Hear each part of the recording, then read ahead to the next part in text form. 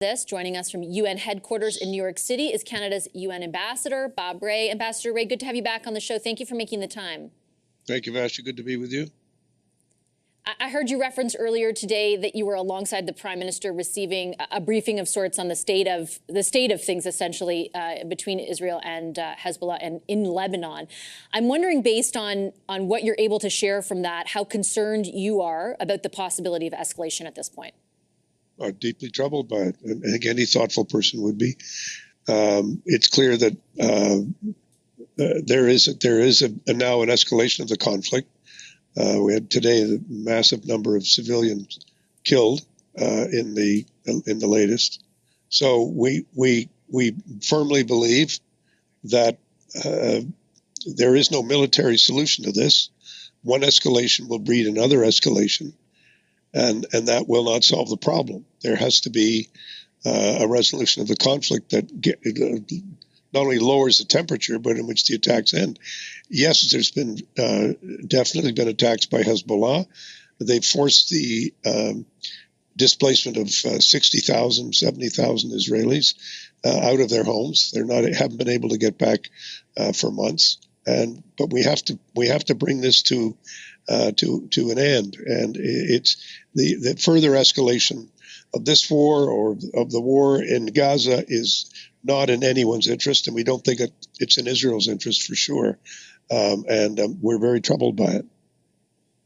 Do you have any sense if either party actually has the desire to lower the temperature, as you term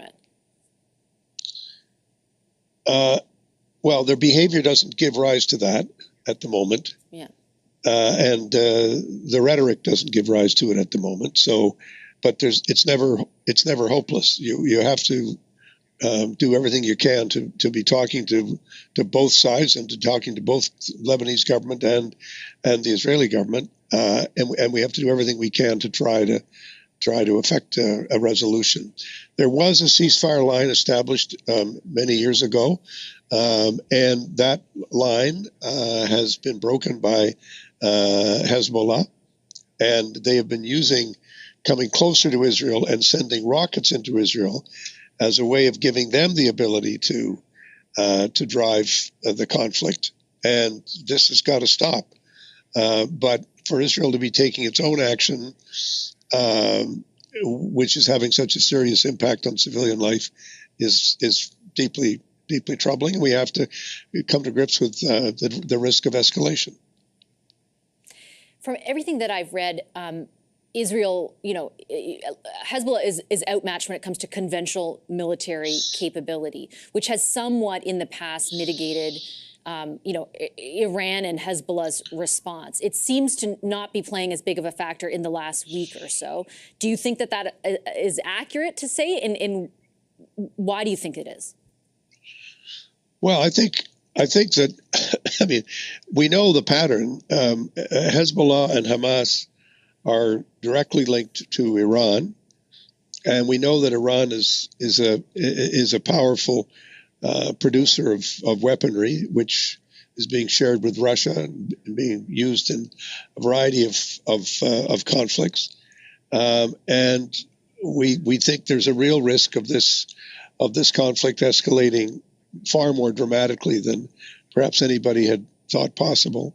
And therefore, it's important for us to talk it down at every stage. The Hezbollah has been linking its attacks to the war in Gaza, which is frankly one more reason why a de-escalation in Gaza and an end to the conflict there and a ceasefire is in everyone's interest. But it's not easy. Both Hamas and Hezbollah do not recognize the legitimacy of Israel. They do not recognize the right of Israelis to live in peace in the region. Iran does not recognize the state of Israel. So if you don't recognize the dignity of the other and the right of the other to live in place, it's a real problem. And we got to understand there are some deep underlying issues which are destabilizing the region. There are 45,000 Canadians, according to Minister Joly, in Lebanon right now. Do you have a sense of the need, if there is, for them to, or the ask of any number of them to leave? And if Canada is prepared in any way to facilitate that. I remember months ago when there was the prospect of something happening on the northern border, there were some conversations underway. I interviewed ambassadors in that region at the time who were involved in those conversations. Just wondering if there is any kind of plan in place at this point. Well, I don't want to. One can't predict exactly what's going to happen, but I do know. I think everyone would expect it, that the government of Canada and all of our missions in the region have been involved in doing whatever we can to make sure that we're going to be protecting Canadians if that's what's required. So I think you can assume that if there were discussions taking place several months ago, don't think for a moment that those discussions just stopped. Obviously, we've been keeping a close eye on the situation, and we're doing everything we can to make sure that the situation is stabilized. But so far, this escalation in the last few days has become more intense, which is very difficult. Yeah, and as you noted, it is clearly evolving, and this may be outside your purview, but are you aware of an ask to leave? Like, is there a demand essentially that exists at this point, or is it more just preparing for the possibility of that demand to exist? I think your statement in the question is right. It's beyond my purview. Simple answer is I don't know the answer to your question. Well, that's okay. I'll find the right person to ask. Then I appreciate. Just your got to write candor. the right person. I've had some other things on my desk this week. Well, speaking of that, I'm going to turn to one of those issues and something the Prime Minister was involved with in his trip as well, conversations on what's happening in Haiti. And I remember speaking to you, I think back in March at the outset of the sort of escalation in violence there. And now that there is sort of an acting Prime Minister in place, I was wondering, based again on the information that you have and you're able to share, if you can ascertain whether or not things have really tangibly improved. I note there was a UN report recently that showed since March, more than 500,000 people in Haiti have been displaced because of that violence. Well, I was actually in Haiti about 3 weeks ago, Vassy, and I had a chance to stay for a few days and see for myself what's going on.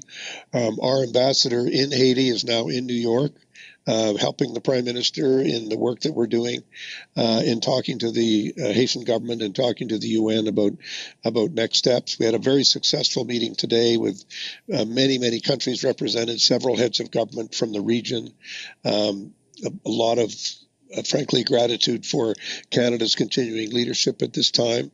I think it's fair to say that on the security side, we're making some progress, but I think we also recognize that the damage of the gang warfare and the damage of the gang displacement of people, as you say, over 500,000 people displaced, great difficulty in getting humanitarian supplies, including food, into the people who need it the most. So there's a lot of very, very troubling reality about the lack of food where it needs to be. Half the population is undernourished. Some of the population is severely undernourished, which means they are not eating enough at all. And food is not getting in, serious health issues, continuing kidnappings. The situation is still bad, but the airport is open. The port is now more open, and a considerable amount of the urban territory is slowly but surely being taken back by the Haitian police with the support of the multinational mission. So it's not a all good news, all bad news story. It is, I think, a reflection of the fact that the step-by-step approach that Canada has taken to try to get the political agreement, which we did in Kingston, Jamaica, try to move forward with a new Prime Minister who's very well qualified. We've been doing that. Try to make sure that our money is getting in and that our aid and help is getting in. We've been doing that. Working with other countries to expand their commitment. They've been doing that. And try to expand this and improve the security situation so that we can then move to an election. That's the plan. And it's difficult to do. It's hard to achieve, but we're certainly spending a lot of time at it. And when the Secretary General and the Prime Minister met last night, the Secretary General was very appreciative of the efforts that we have made to provide that leadership and to provide that assistance. And so I think we can say that we're doing something. And we're going to continue to need to do something, and other countries are going to need to continue to do something, and indeed something more, because we can't afford to allow the situation in Haiti to deteriorate. We cannot allow gangs to run freely in a country, because when they do, they affect the stability of the entire region. And that was the comment made by many of the Caribbean leaders today, who talked about why it's in everyone's interest to deal with this problem. This is now a problem that's affecting the entire region, and we have to respond effectively to it. I just have a few seconds left, but jumping off your point about doing something, and I note all of what you listed and what our audience will be familiar with on Canada's contributions. There is, a Kenyan mission that will be up for review by the end of the month at the Security Council that will lay the ground for an expanded UN mission on the security side. I know there's a lot of what ifs depending on how things go, but are there discussions underway about Canada's role evolving in that? What kind of role would take place if there is a full-blown UN mission, or is the line still in the sand, no boots on the ground? I think it's important to understand that the Security Council has to approve the renewal of this mission. And there are two countries, Russia and China, which were not enthusiastic about the first mission. And any suggestion of a UN peacekeeping mission is not something that they support at the present time, so far as we can tell. So let's not race into hypotheticals. Let's deal with the reality that we're facing. It's not, it's what we're doing is improvising in the face of major opposition from two countries that are not interested in improving the security of the region, and they're demonstrating it by their conduct. So we have to keep persisting in the face of this great challenge. Do you have any expectation that their behavior will change at that Security Council meeting at the end of the month, or do you anticipate them to block any extension? No, I don't think they'll block the extension. I certainly hope they don't. But what I think where I make the distinction is between the extension of this mission and the creation of a broader mission. And so far, they've resisted any broader mission. So we don't spend a whole lot of time at any table I'm at talking about a whole lot of what ifs. We deal with what we got. And what we got now is a mission that has to be improved and stabilized, given the equipment that it needs, the strategic help, the assistance to the government of Haiti. That's what we need to do. That's what we're doing. And we need other people to do it with us. And I think that's the essential point that we have to make. I'll leave it on that note. Ambassador Rae, thank you so much as always. Appreciate it. Thank you. Good to talk to you.